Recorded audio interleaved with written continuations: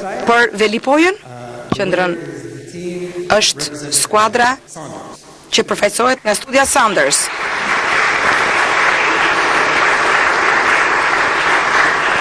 Bashkimi i Gjenis LC, Saunders Arkitektur dhe Melia Hotel International së bashku me Vogue, Adnan Kastratin dhe Smart Studio u shpallën fitues të projektit për rivitalizimin dhe rimëkëmbjen e rezidencës qeveritare në Velipoj për ta kthyer në një destinacion të turizmit elitar. Mes të gjitha projekteve të prezantuara, juria ndërkombëtare i dha pikët maksimale duke shpallur projektin fitues për shkak të konceptit të tij, i cili ndërlill natyrën e zonës me transformimin e peizazhit dhe njëkohësisht rikthimin në identitet të kësaj vile, duke i dhënë një tjetër dimension në përshtatje me sfidat që ka turizmi në Shqipëri dhe veçanërisht në qarkun e Shkodrës. 7 finalistët e fazës së dytë të konkursit Hospitality Albania prezantuan përpara jurisë ndërkombëtare projektidet arkitekturore për rimëkëmbjen dhe modernizimin e rezidencave qeveritare, nga strukturat amortizuara me kosto të lartë mirëmbajtje në destinacione ekskluzive dhe tërheqëse për turizmin elitar dhe pritjen e personaliteteve të rëndësishme.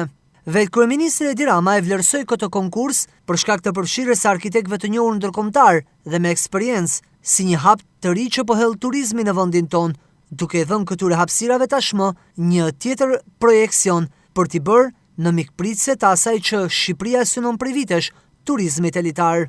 Është një rrugë e re që ne po i shkelim, besoj unë, me sukses, por mbi të gjitha ku po praktikisht shikojmë potencialin e madh që ka vënia në shfrytëzim e aseteve shtetërore për ta përfshirë publikun përmes shtetit si një palë e interesuar, duke ndryshuar praktikisht hap pas hapi dhe formulat e ndërveprimit me privatin, të cilat deri dje kanë qenë shumë bazike, shumë të drejtë për drejta dhe e kanë privuar shtetin nga shumë kapacitete për të krijuar të ardhura.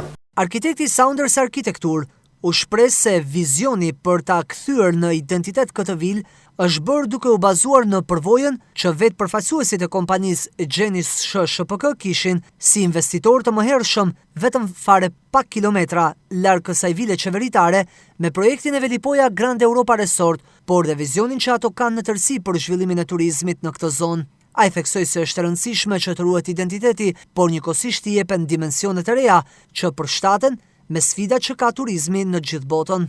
Një nga arsyet pse e bëra këtë projekt ishte fal ekipit. Unë nuk jam arkitekt hotelesh, nuk dua të jem një i tillë dhe e kam bërë një hotel që do t'ju tregoj pak më vonë.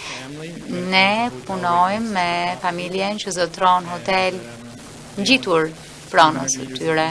Kanë 300 metra plazh, 10.000 km2 pyll dhe njohin çdo pemë, çdo zog aty. Kështu që ajo çfarë bëj kur nis një projekt është që bëj shumë pyetje. E kaluara është e kaluara juaj. Nuk duhet që të hiqni syt nga e kaluara. Pra, vendimi më i rëndësishëm mendoj është që të mbahet kjo vilë, të ruhet. Kjo vilë duhet të tregojë të kaluarën. Ndërtesën ekzistuese e restaurojmë dhe i japim një frym për ta çliruar, si thuash. Dhe mund të përdoret, siç e thash, edhe nga hotelet e tjera, mund të përdoret edhe nga banorët e zonës, pra është një pjesë që i shtohet, një vlerë që i shtohet zonës. Rrjedhimi i rezidencave qeveritare në Vlorë dhe Velipoj në destinacione të turizmit elitar është nisma e rrallës që qeveria shqiptare synon në përmbushjet kërkesave që ka tashmë Shqipëria për turizmin, si një prej pikave më të forta të zhvillimit të vendit, e që vit pas viti po një rritje të numrit të vizitorëve nga gjithë bota.